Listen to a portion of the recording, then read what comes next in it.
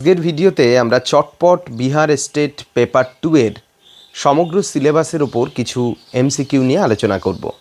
প্রথম প্রশ্ন, which modern evidence can be seen as supporting the Kant Laplace nebula hypothesis? Actually the observation of protoplanetary discs around young star. সদ্য যে আবিষ্কৃত নক্ষত্র, সেই নক্ষত্রর চারপাশে ধরা পড়েছে একাধিক প্রোটোপ্ল্যানেটারি ডিস্ক, যেটা প্রমাণ করে যে ঠিক যেভাবে ল্যাপ্লাস তার নেবুলা হাইপোথিসিসে বলেছিলেন যে নীহারিকার প্রসারণ এবং প্রসারণ থেকে বেরিয়ে আসা একটা একটা ডিস্কের থেকেই জন্ম হয়েছিল গ্রহগুলোর, সেই রকমই ইঙ্গিত দেয় এই এভিডেন্স। ক্ষেত্রে আমাদের মনে রাখতে হবে, যেহেতু বিহারের সিলেবাসে কান্ট, ল্যাপ্লাস, বিগ ব্যাং তত্ত্ব এবং টাইডাল হাইপোথিসিস রয়েছে, তাই এগুলো থেকে ভালো করে পড়ে যেতে হবে। এখান থেকে কিন্তু একটা প্রশ্ন আসতেই পারে। প্রশ্ন করা যেতে পারে, কান্ট কত সালে তার মতবাদ দিয়েছিলেন? 1755 সালে। কি নাম ছিল তার? উত্তরটা অবশ্যই গ্যাসিয়াস হাইপোথিসিস। প্রশ্ন করা যেতে পারে, ল্যাপ্লাসের দেওয়া মতবাদের নাম? উত্তরটা নেবুলা হাইপোথিসিস। কবে? 1796 সালে। প্রশ্ন করা যেতে পারে, টাইডাল হাইপোথিসিস কে দিয়েছিলেন? টাইডাল হাইপোথিসিস কে দিয়েছিলেন? অবশ্যই কমেন্ট সেকশনে জানাও। কত সালে দিয়েছিলেন? কমেন্ট সেকশনে জানাও। ওকে, দুয়ের প্রশ্ন, হোয়াট ইজ এ কি difference between Kant and Laplace contribution to the nebula hypothesis? মনে রাখতে হবে, কান্ট ডেসক্রাইব করেছিল the collapse of a nebula, অর্থাৎ কীভাবে একটা নীহারিকার জন্ম হয়েছিল মহাবিশ্বে ভাসমান অতিজাগতিক উপাদান, যার উষ্ণতা ছিল অনেক কম, অর্থাৎ যাকে আমরা অতি শীতল উপাদান বলি। সেই উপাদান কিভাবে পরস্পর সংঘর্ষে লিপ্ত হয়ে একটু একটু করে জন্ম দিয়েছিল নীহারিকা, সেই বিষয়টাকে তুলে ধরেছেন তার গ্যাসিয়াস হাইপোথিসিসে। আবার একইভাবে ল্যাপ্লাস কিভাবে বা ভাসমান বা ঘূর্ণয়মান যে নীহারিকা, সেই নীহারিকা থেকে একটা একটা ডিস্ক বাইরে নিক্ষিপ্ত হওয়া এবং তার মধ্যে দিয়ে গ্রহদের জন্ম হওয়া, সেই বিষয়টাকে তুলে ধরেছিলেন। তিনের প্রশ্ন, who was credited the first using the term big bang? Big bang শব্দটি কে প্রথম ব্যবহার করেছিলেন? উত্তর হলো ফ্রেড হোয়েল। হোয়েল প্রথম ব্যবহার করেছিলেন, কিন্তু সর্বপ্রথম তত্ত্বের আকারে বিষয়টাকে উপস্থাপন করেছিলেন জর্জ ল্যামেট্রি। তাই জন্য তাকেই বিগ ব্যাং তত্ত্বের জনক বলা হয়। প্রশ্ন করা যেতে পারে, কোন বিজ্ঞানীর গবেষণায় প্রাথমিকভাবে এই বিগ ব্যাংয়ের বিষয়টা নজরে আসে? প্রশ্ন করা যেতে পারে, বিগ ব্যাং তত্ত্ব সংক্রান্ত গবেষণার জন্য কোন দুই বিজ্ঞানী নোবেল পুরস্কার পেয়েছিলেন ফিজিক্সে? এগুলি সবই আমাদের মনে রাখতে হবে। নেক্সট, চারের প্রশ্ন, select the descending order distribution of earth crust composition as per volume. Descending মানে বেশি থেকে কম। তো অক্সিজেন বেশি রয়েছে, তারপরে অ্যালুমিনিয়াম, তারপরে ম্যাগনেসিয়াম, তারপরে সোডিয়াম। ওকে, পাঁচের প্রশ্ন, Northern part of Bihar located which earthquake zone of India? আমরা জানি ভারতবর্ষে মোট 4টে আর্থকুয়েক জোন আছে, যার সবচেয়ে নিচেরটা হলো জোন 2, জোন 3, জোন 4, জোন 5, এই নিয়ে টোটাল 4টে জোন। এবং ভারতের পুরো উত্তরের হিমালয় পার্বত্য অঞ্চল বরাবর এবং গুজরাটের কচ্ছের সমন্বিত অঞ্চলে মূলত এই জোন 5 রিজিয়ন, যেখানে ভূমিকম্প সবচেয়ে বেশি হয়। এবং এই যে উত্তরের প্রসারিত 5, জোন 5-এর আওতাভুক্ত হলো বিহারের উত্তরের অংশ, আর বিহারের দক্ষিণের অংশটা হলো জোন 4-এর অন্তর্গত। অর্থাৎ বলা যেতে পারে বিহারে দুটো ভূমিকম্প জোন আছে, জোন 5, জোন 4। ছয়ের প্রশ্ন, Kober's theory of mountain building is primarily known as geosynclinal theory. Geosynclinal তত্ত্ব নামে পরিচিত। এখানে প্রশ্ন করা যেতে পারে, লিথোজেনেসিস কী? প্রশ্ন করা যেতে পারে, অরোজেনেসিস কী? এই স্টেজটার বৈশিষ্ট্য কী? তাহলে লিথোজেনেসিস, অরোজেনেসিস, গ্লিপ্টোজেনেসিস বলতে কী বোঝো? তো এই বিষয়গুলো ভীষণ গুরুত্বপূর্ণ। প্রশ্ন করা যেতে পারে, জিওসিনক্লাইন শব্দটা কে প্রথম ব্যবহার করেছেন? প্রশ্ন করা যেতে পারে, ফোরল্যান্ড কী, হিন্টারল্যান্ড কী? এই সমস্ত বিষয় কিন্তু গুরুত্বপূর্ণ পরীক্ষার জন্য। সাতের প্রশ্ন, which fossil evidence supported Wegener's theory of continental dip? দেখো, ফসিলস এভিডেন্স বলছে identical fossils of reptile and mesosaurus found in South America and Africa. South America এবং আফ্রিকার মধ্যে একেবারে হুবহু একই রকম রেপটাইল অ্যান্ড মেসোসরাসের যে ফসিলস, সেই ফসিলস মিলেছে। আর এটাই কন্টিনেন্টাল ডিপ্টের মূল যে বলা যেতে পারে এভিডেন্সগুলো, সেগুলির একটি। এখান থেকে প্রশ্ন করা যেতে পারে, কন্টিনেন্টাল ডিপ থিওরি কে প্রথম দিয়েছিলেন? প্রশ্ন করা যেতে পারে, ওয়েগনারের দেয়া তত্ত্ব কত সালে প্রকাশিত হয়?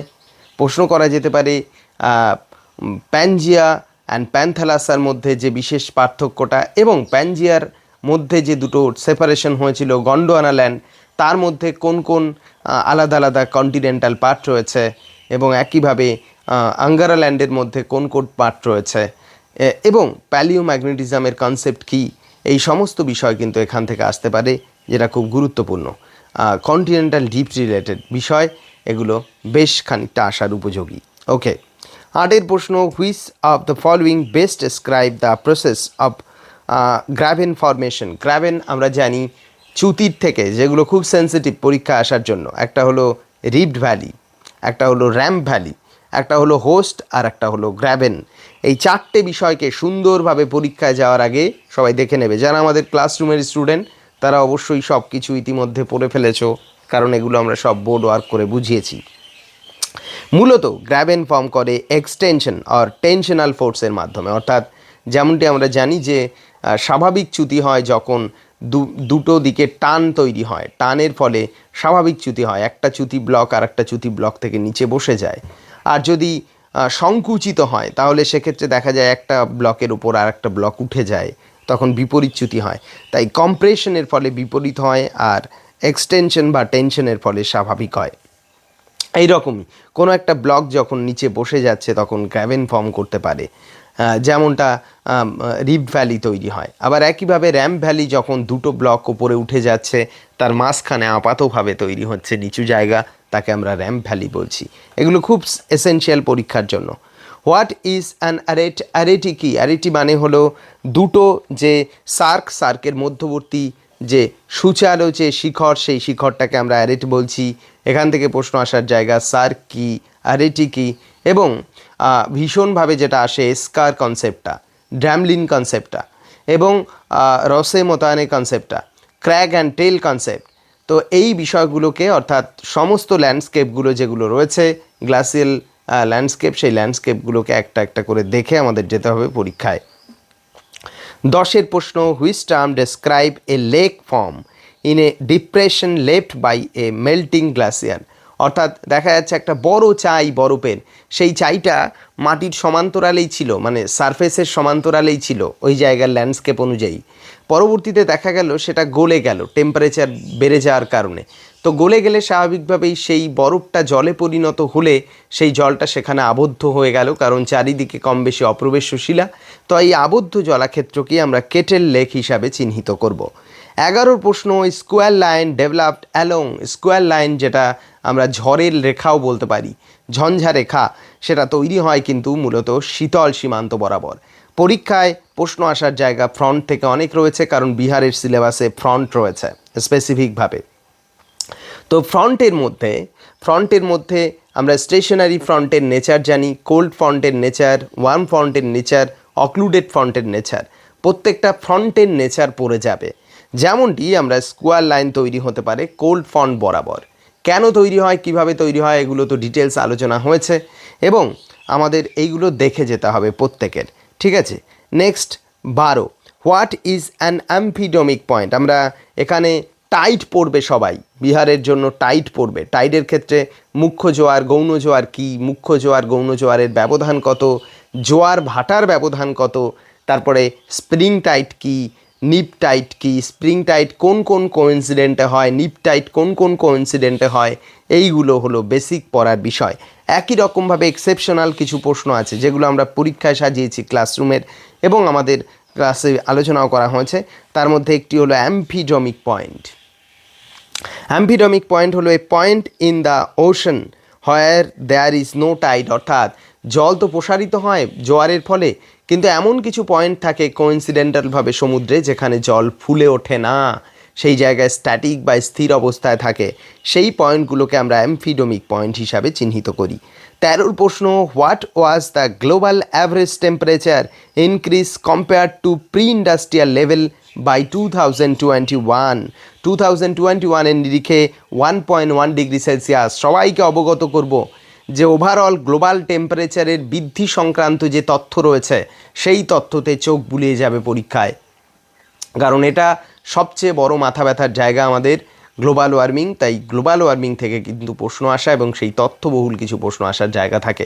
তাছাড়া নর্মালি আমরা গ্রিন হাউস গ্যাস কী কী রয়েছে, অর্থাৎ উষ্ণতা বৃদ্ধি করছে কোন কোন গ্যাস, কোন গ্যাসের কন্ট্রিবিউশন সবচেয়ে বেশি, যেমন কার্বন ডাইঅক্সাইড সবচেয়ে বেশি করছে, কার ইন্টেন্সিটি সবচেয়ে বেশি, মানে উষ্ণতা বাড়ানোর প্রগাঢ়তা বেশি, সে হয়তো ওভারঅল বেশি করছে না, ওভারঅল বেশি কার্বন ডাইঅক্সাইড করছে, কিন্তু কোন গ্যাসের ইন্টেন্সিটি টেম্পারেচার বৃদ্ধি করার সবচেয়ে বেশি, যেমনটি সিএফসি। তো এই রকমভাবে কিছু প্রশ্ন রয়েছে যেগুলো ক্রিটিক্যাল, যেগুলো আমাদের স্টাডি করতে হবে। এবং গ্রিনহাউস গ্যাস নির্গমনের ক্ষেত্রে কোন দেশ বিশ্বে প্রথম সবচেয়ে বেশি করছে, এবং হাউস গ্যাস শুধু নয়, ওভারঅল এনভায়রনমেন্টাল যে আলাদা আলাদা সম্মেলন হয়েছে গ্লোবালি, সেই সম্মেলন সম্পর্কে স্পষ্ট ধারণা আমাদের রেখে যেতে হবে। এবং অবশ্যই এর পাশাপাশি পড়ে যাবে 2024 সালের বিশ্ব পরিবেশ দিবসের থিম কী ছিল, কোন দেশ ছিল হোস্ট। অবশ্যই কমেন্ট সেকশনে জানাও যারা জানো। অবশ্যই আরবে হয়েছিল, আমি বলেই দিচ্ছি, আরবে হয়েছিল, আরবিয়া সৌদি আরবে, আরব আমিরাতিতে হয়েছিল, মানে হোস্ট কান্ট্রি, এবং এর যে থিম, সেই থিমটা সবাই কমেন্ট সেকশনে জানাও। Next 14, which region experience the largest wild fire in recent history. দেখো বর্তমানকালে বিশ্বে যে পরিবেশগত পরিবর্তন হচ্ছে, যেমন সেটা এনভায়রনমেন্টাল ডিগ্রেডেশন রিলেটেড হতে পারে, যেমনটি একটা সদ্য বিষয় সেটা হলো ওয়াইল্ড ফায়ার বা বন্য আগুন। সেই আগুন কিন্তু সাইবেরিয়া বললে আমরা অবাক লাগে, সাইবেরিয়ায় আগুন, এটা কি করে সম্ভব? কিন্তু হ্যাঁ, রিসেন্ট হিস্ট্রি অনুযায়ী মানে ওয়াইল্ড ফায়ারের যে বাড়বাড়ন্তি সেটা বেড়েছে সাইবেরিয়ান অঞ্চলে, যেটা অত্যন্ত গুরুত্বপূর্ণ একটা প্রশ্ন। 15, in which of the following concept nature is considered superior to human. বলছে in which of the following concept nature is considered superior to human, অর্থাৎ মানুষের সুপ্রিম হিসাবে নেচারকে গণ্য করা হচ্ছে কোথায়? ডিটারমিনিজমে, অর্থাৎ নিয়ন্ত্রণবাদে। এইরকমভাবে এই নিয়ন্ত্রণবাদ, নবনিয়ন্ত্রণবাদ, কে দিয়েছে নিয়ন্ত্রণবাদী ধারণা, কে দিয়েছে নবনিয়ন্ত্রণবাদী ধারণা, কাকে স্টপ অ্যান্ড গো ডিটারমিনিজম বলে, কোনটি পসিবিলিজম, কে পসিবিলিজমের জনক, এই সমস্ত প্রশ্ন কিন্তু সুন্দরভাবে পড়ে যাবে, এগুলো পরীক্ষায় সব আসবে। ইনফ্যাক্ট এটা তো কমপ্লিট টেস্ট, অর্থাৎ সমগ্র সিলেবাসের উপর সাজানো পরীক্ষা, যে কারণে প্রত্যেক ইউনিট থেকে একটা দুটো প্রশ্ন দিতে পেরেছি। কিন্তু আমাদের ক্লাসরুমটা কেমন? ক্লাসরুম হলো প্রত্যেকটা সাব ইউনিটের ওপর আলাদা পরীক্ষা, যেমন ডিটারমিনিজমের ওপর পরীক্ষা, পসিবিলিজমের ওপর পরীক্ষা, যেমনটি এইমাত্র পড়লাম না আমরা, যে এই যে গ্লোবাল অ্যাভারেজ টেম্পারেচার রিলেটেড যে ম্যাটার রয়েছে, অর্থাৎ রিসেন্ট এনভায়রনমেন্টাল ইস্যু রিলেটেড একটা পরীক্ষা আলাদা, সব আলাদা। যেমন অ্যাম্পিডমিক পয়েন্ট কোথা থেকে এসছে? টাইডের পরীক্ষা থেকে এসছে, যে টাইডের পরীক্ষা 30 নম্বরে প্রশ্ন দিয়ে সাজানো টাইডের পরীক্ষা রয়েছে। যেমন ফ্রন্টের পরীক্ষা আলাদাভাবে, ফ্রন্টের ওপর পরীক্ষা রয়েছে। এই রকম করে আমাদের ক্লাসরুমে বর্তমানে 295টা পরীক্ষা চলছে, যেগুলো সিস্টেমেটিকভাবে আমাদের ক্লাসরুমে সাজানো। আমাদের ক্লাসরুম এমন যেখানে অ্যাডমিশন নিলে শুধু এসএলএসটি নয়, যে কোনো টিচিং প্রফেশনের জন্য নিজেকে প্রিপেয়ার করা সম্ভব। জিওগ্রাফির পার্টটুকু এই ক্লাসরুম থেকেই অ্যাচিভ করতে পারবে যে কোনো কেউ। তো পরের প্রশ্নে আমরা যাব 16, as per demographic transition theory there are how many stage of population growth? 5টা স্টেজ সবাইকে সাজেস্ট করব এখান থেকে প্রত্যেকটা স্টেজের বৈশিষ্ট্য পড়ে যাওয়ায়। অর্থাৎ ডেমোগ্রাফিক ট্রানজিশনের ফার্স্ট স্টেজের নেচার কী? যেমন এখানে জন্মহার প্রচুর হয়, মৃত্যুহার প্রচুর হয়, জনসংখ্যা সেই অর্থে বাড়ে না। আবার দ্বিতীয় স্টেজ যেখানে জন্মহার প্রচুর, মৃত্যুহার বেশ কিছুটা কমে যায়, যে কারণে হু হু করে জনসংখ্যা বাড়ে, যে টাইমটাকে আমরা জনবিস্ফোরণের কাল বলে থাকি। আবার তৃতীয় পর্যায়ে জন্মহার বেশ কিছুটা নিয়ন্ত্রিত হয়, তবুও স্টিল নাও ঊর্ধ্বমুখী, যে কারণে জনসংখ্যা বাড়তেই থাকে। চতুর্থ স্টেজে সচেতনতার কারণে দেখা যায় সোশ্যাল স্ট্রাকচার বদলে যাওয়ার কারণে জন্মহার মৃত্যুহার প্রায় ব্যালেন্সে চলে আসে, অর্থাৎ প্রায় সুস্থির অবস্থা তৈরি হয়ে যায়। আর পঞ্চম পর্যায়ে দেখা যায় জনসংখ্যার ক্ষেত্রে একটা বিরাট পরিবর্তন হয়, জন্মহার কমে যায়, মৃত্যুহার ন্যাচারাল ডেথের কারণে বেশি থাকে, যে কারণে জনসংখ্যা ডে টু ডে কমতে থাকে, যেমনটি জাপানে বর্তমানকালে।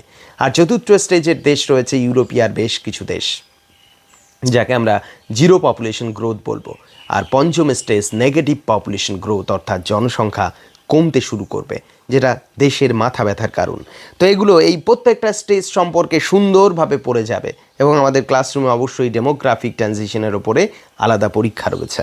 Next 17, which of the following as is an indicator of qualitative aspect of population. দেখো এখানে লেভেল অফ এডুকেশন অবশ্যই কোয়ালিটি, পার ক্যাপিটা ইনকাম কোয়ালিটি থেকে আসছে, family planning and social awareness এটাও কোয়ালিটেটিভ। কোয়ালিটেটিভ মানে হলো যে বিষয়গুলোকে আমরা সংখ্যা দ্বারা প্রকাশ করতে পারি না, আর কোয়ান্টিটি মানে যেটা সংখ্যা দ্বারা প্রকাশ করা হয়। তো কোয়ালিটির মধ্যে এডুকেশনের লেভেলটা একটা কোয়ালিটি, আর পার ক্যাপিটা ইনকামটাও একটা কোয়ালিটি এবং কোয়ান্টিটিভ অ্যাসপেক্ট এই কারণেই নয়, কারণ তার নিজের মেধাসত্তা থেকে সে কোন প্রফেশনে অনুপ্রবেশ করতে পারবে এবং আর্নিং করতে পারবে সেটা নির্ধারিত হয়। তাই এটাকে আমরা কোয়ান্টিটেটিভ বলতে পারি না, কোয়ালিটেটিভ।